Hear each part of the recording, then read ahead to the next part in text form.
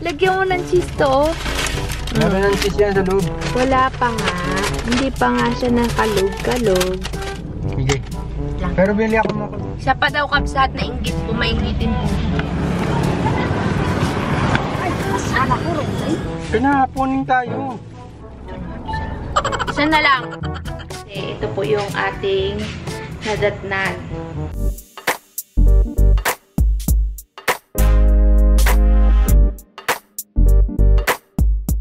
Gandang hapon kakabsat. Hulaan nyo kung nasan tayo. Hindi, nasan tayo? Ba't tayo nandito? Ha? Magmimerienda. Dumayo pa talaga tayo dito kakabsat kasi ilang linggo na pong nagkikrave. Ano mong kakainin natin, di? Ako, quarter pounder. Napapakain po kasi kami ng McDonald's. Ilang linggo na po kami gustong pumunta dito kaso lang hindi kami matuloy-tuloy. Ilang oras din yung biyahe natin? Halos 2 oras yung biniyahe natin para lang magmerienda ng McDonald's. Anong order mo kakabsot? Ako quarter pounder tsaka isang Big Mac. Dalawa agad? Oo, kasi para mamayang gabi. Idol Joy, si sis, gusto niya sumama dito nakaraan. Di kami natuloy-tuloy. Sorry sis, di ka nakasama. Bili na lang kita. Babalik naman tayo dito sis. Fried siopaw. Ano yun? At saka bibili tayo ng toasted siopaw. Toasted siopaw. Wala po yung mga boys natin, hindi natin naisama kasi si Junel umuwi na. Si Conrad umuwi din kasi gusto nila na mag-enroll pa rin siya sa school. Ayaw nilang mag-ALS. Para sa amin naman, mas mabuting mag-ALS kasi mas mapapabilis yung kanyang pagpasok. Tsaka makakatalon agad siya sa grade 11 tsaka 12. Kaso gusto nila mag-enroll pa rin. Kaya wala tayong magagawa doon kakabsat. Yun yung kanilang desisyon. Tayo lang naman ay nag-guide sa kanila. Sumusuporta. Kaya si Rashid naman, hindi namin sinama kasi yung mga manok po ay walang magbabantay. Kaya kami na lang ni kakabsat. Tsaka biglaan po ito kakabsat. Biglaan tong pagpunta natin ng San Jose. Yan ng McDonald's. Mag-gan lang tayo kabsat, drive-thru. Kasi nakapambahay po kami, nakakahiya.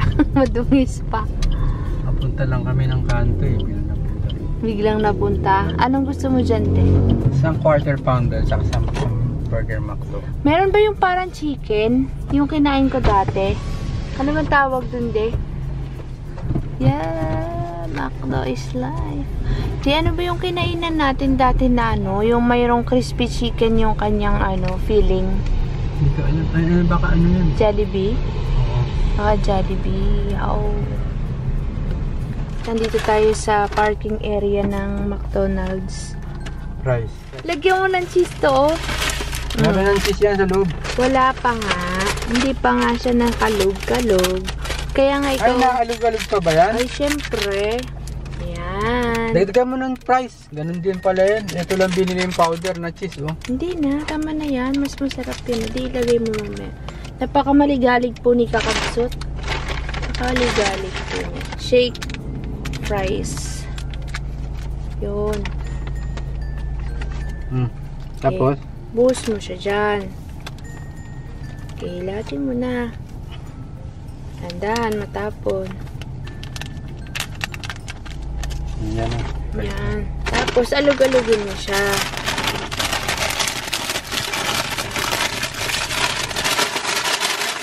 Ano lang pala yan?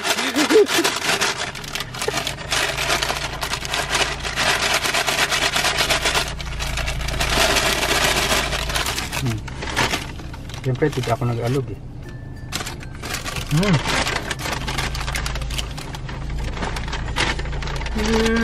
Big Mac. Big Mac kainin mo para baka hindi ko ito magustuhan, di makikishare ako sa'yo. Wow. Alam niyo po kasi kakabsat, di po talaga ako fan ng mga burger. Natuto lang ako kay kakabsat kumain. Talagang ito kakabsat, hindi ako kumakain nun kasi ayoko nung yung patties dahil feeling ko parang hilaw. Hanggang sa natuto na lang din po akong kumain nito nung si kakabsat kumakain ng McDo sa Dubai. Mahilig po siya sa burger.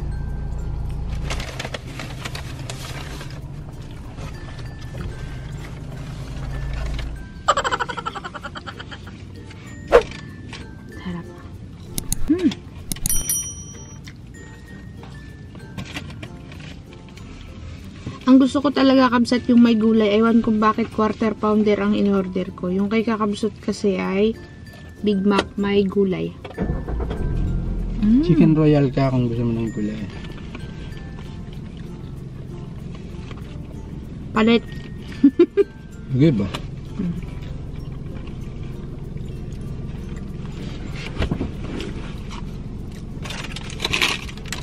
Harap.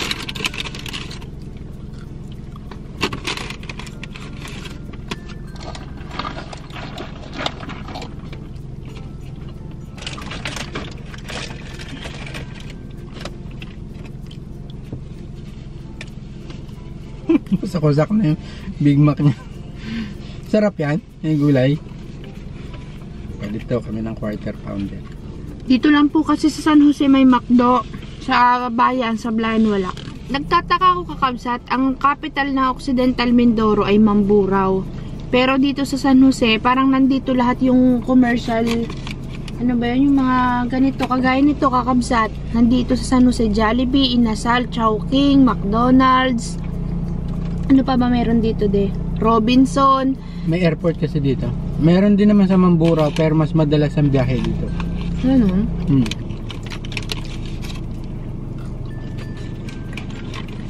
Sana magkaroon din ng ganito sa Sablayan. Inasal, Chowking, McDo. Kagulo na naman tao doon. Nung nagbukas Jollibee, kagulo ang tao ay.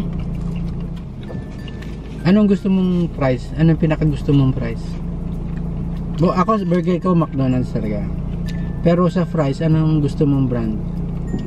Ng At french ano fries? naman ako Ikaw? Pinakamasarap na french fries, Burger King. Ako naman ayaw ko. Kalalaki.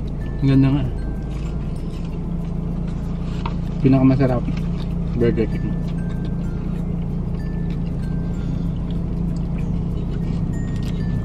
Pero sa burger, gusto ko ang McDonald's.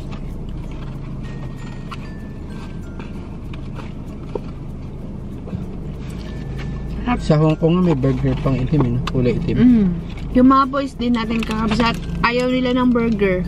Kasi nga yung karne, yung patties, gusto nila yung talagang nakaprito. Kaya pati yung siomay? Yung steam, di ba ni-steam yung siomay? Kinikilig sila pag kumakain. Kaya yan, pagka binigyan mo sila ng burger, di nila kakainin yun. Tinapay lang kakainin nila, tatapon nila yung patties. Pakiramdam nila hilaw. Kinikilig, hilaw daw. Dati nga, hindi sila kumakain ng pizza.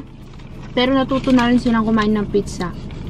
Burger na lang yung kailangan matutunan nila, tsaka yung siomay. Kakabsat, nandito naman po tayo ngayon sa bilihan ng toasted siopaw. Kapag pumupunta kami ng San Jose, dumadaan kami dito kakabsat lagi. Bumibili kami ng siopaw nila, yung toasted. Hindi naman siya talaga totally na itsura ng siopaw, pero yun yung tawag nila kasi may feeling sa loob na mga karne. Ewan ko lang ngayon kakabsat kung mayroon.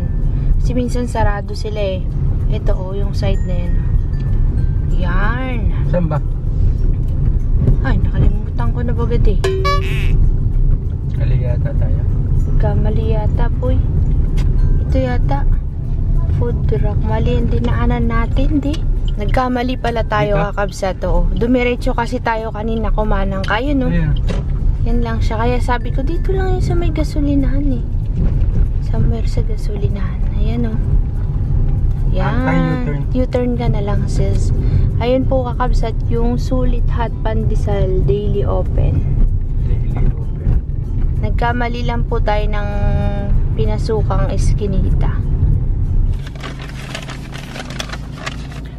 Kabsat, ito na po yung toasted siopaw. Ganito po kasi itsura niya. Binili ko sila nanay. Ayan. Toasted siopaw. Yan ang toasted siopaw. Kagatin mo nga. Kakagating ko siya. Ganito lang po siya kaliit. 8 po ang isa niyan. Tikman mo para malaman mo. Sige. Ando pala sa gilid. Ayun Ano Ayan. Yan laman niya. Masarap. Pagka nalasahan mo na yung karne. Sarap naman talaga. Masarap siya kakabsat kasi mainit pa, tapos medyo malutong yung tinapay. Tapos malalasahan mo yung karne niya habang kinakain mo yung tinapay. Sarap. Uwi na po tayo kakabsat sa Sablayan. Nagmerienda lang po talaga tayo dito sa San Jose. May nagbabalak kumain na naman sa isang tindahan. Bibili daw siya ng kwek-kwek.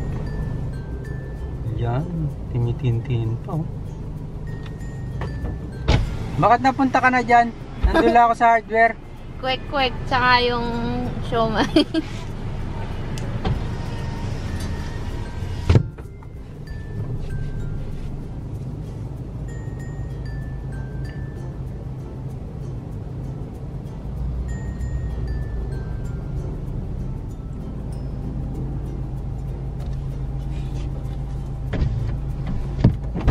Sarap.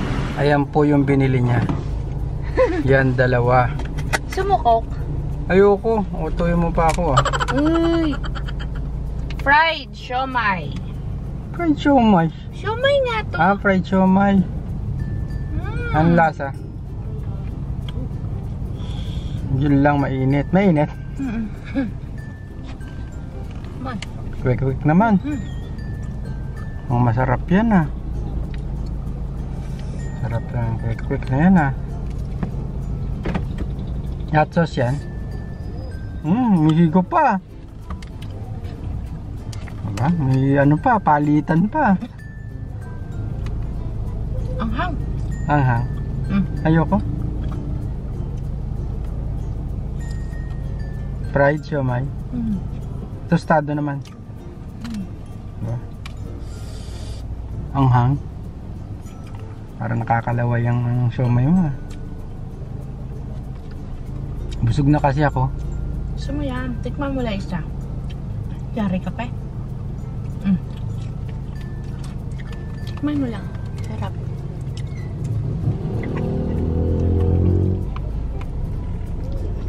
Ang anghang. Magkano yan? 20. Gusto mo pa? Steam? Gusto mo steam? Mas masarap yan, prito. Kaya lang wag mong dadamihan ng toyong ganyan, napaka isang katutak na toyo. Bili ako ng coke. Sige. Lang. Pero bili ako mo. Isa pa daw kapsat na inggit po, mainggitin po.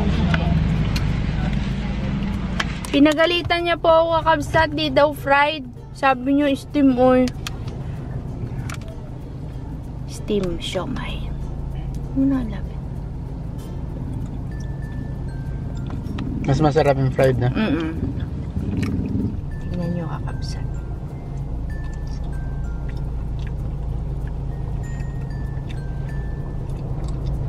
Sarap. Kakabsat, agawid tayo. Busog na. Kakabsat, nag-U-turn. May nakita U-turn tayo, nag-U-turn. Kada may nakita, may prutas kasi kakabsat lansones, rambutan. Tsaka may nakita si kakabsat yung favorite kong longgan.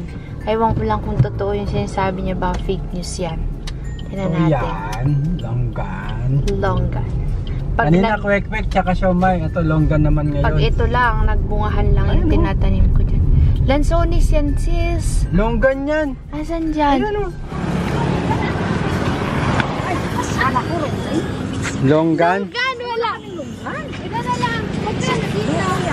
Ha? Dito. 170. Wala ko may longgan. Longgan mo na. Parang ka na.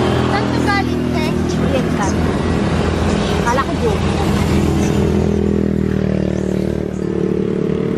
Sige, hindi pala. Hindi pala longgan. Fake news si kakabsat. Ayan na. Sabi ni ate, galing pa daw ng Oriental. Yan. Yung tinda niya. Talaga? Sa pamangkin niya. Tapos, binigyan niya ako ng mangustin na free. So, pag tumubo yung buto ng mangustin, ang pangalan niya si Ate Rose. Sa bahay ko kakainin yung mangustin. Bibigyan ko sila nanay ng lanzones. Tikman muna natin, de. Dapat pipili ka ng lansones. Alam mo paano matamis? Hindi. Dapat Ano? pipili ka ng lansones. Paano? Makikita mo ito yung malaki. Butas. Ito malaki. Siguro, hindi ko. Tingnan natin. Hindi din matagal. Yan.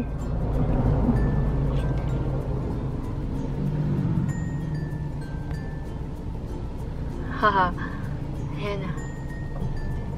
Tingnan mo muna. Ang masarap. Mukhang... Bigyan ko rin yung mga boys natin. Tatanim ko yung buto na yan. Pag tumubo yan, mayroon na tayong lansonisan sa farm. Sarap man din yan. Kung ano-ano na lang po yung nakita namin sa kalsada. Naku po, dala natin biglang madali umuwi. Ha? Baka maghanap ka. Delisyoso. Ayun yan. Isa na lang din, isa na lang talaga. Pinahaponin tayo. Ito naman, isa lang. Isa na lang. Tingnan nyo, absat ha. Talaga. Delisyoso. Inggit ka lang sa akin eh. Ayan.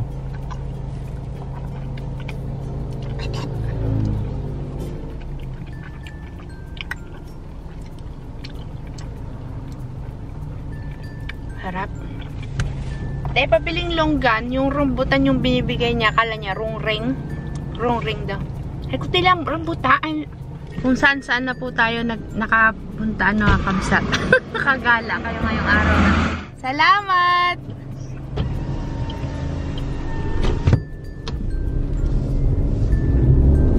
Punta na tayo ng Sablayan. Pauwi na po tayo ng Sablayan, Kabsat.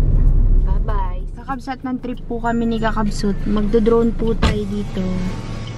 Yan. Nagpahinga po kasi kami at medyo malayo-layo na yung biyahe natin. Sabi niya, palipad tayo ng drone. Ito po kasing lugar na to, Kabsat, ay part na ng Burgos.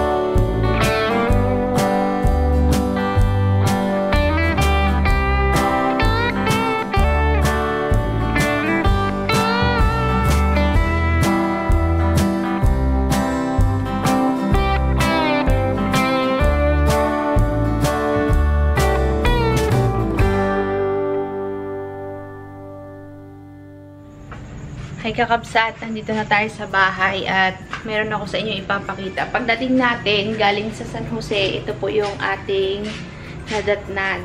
Yan. Ito po kakabsat yung second batch ng ating mga itlog sa incubator.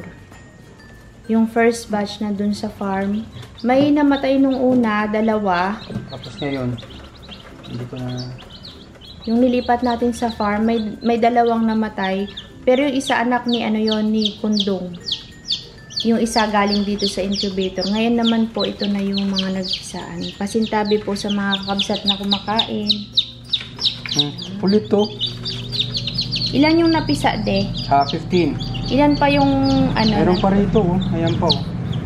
Baka maipit yung ulo. Natitira pang iba. Hindi kasi sabay-sabay, oo. Pare. Hi! Welcome to the outside world. Makukulit yan. Welcome Papatuyo to the pa outside sila, world. Kaya yan may ganyan. Ano yan, din namatay? Oo, meron ako namatay, oh. Dalawa? Kasi hindi niya mabuksan, eh. Ay, yung isa. Ito, ano pa, magbubukas. Pero kakabsat, dito natin sila ilalagay sa bahay kasi wala na silang kakalagyan doon dahil meron pa tayong pinapalaki doon sa unang lalagyan nila. Gagawa na lang tayo ng lalagyan nila dito. Cute ay. Kaingay-ingay nila, no? Hey! Yan lang muna to mga sila to. Gutom na to mga ito mga nauna kasi pero nasaan na bata ibang pa rin. pagkain nila? Meron dyan? Oo, meron dyan. Bukas na lang aayusin. Puder. So, kulay pula. Nahihirapan sila lumabas kasi masyado matigas yung shell. Kaya halos yung iba tinulungan ko. Ayun lang, kabsat ang ating update sa ating mga manok. Kakabsat, ito na yung mangustin kanina na free dun sa binili nating lansones. At bubuksan ko na po, kakainin na natin. Alam niyo po ba, kabsat, mayroong ganitong kamukha nun dati sa bukid namin. Nahuhulog lang siya. Ewan ko kung anong puno yun. Parang ganito yun ay. Kamukhang kamukha talaga niya.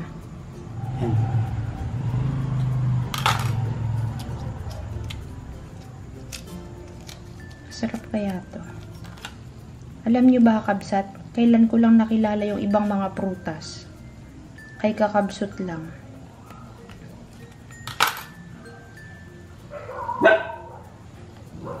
Wow. Tatanim ko yung buto nito.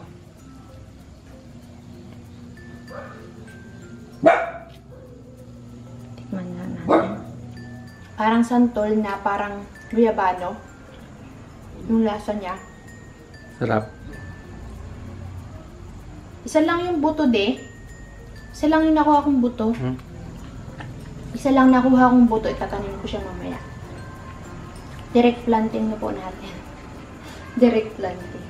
Ayun lang kakabsat yung vlog natin ngayong araw na ito. At bukas na lang po ulit tayo magkita-kita. Maraming salamat po sa pagsama ninyo sa ating biyahe. Hello nga po pala kay Ma'am Venus Salmingo ng Muntinlupa, Metro Manila. At hello po kay Sir Lowell Paul Ferrer ng Vancouver, Canada. Hello po sa inyo dyan. Hello po kay Sir Alexander Cariaso Materiano. Hello po.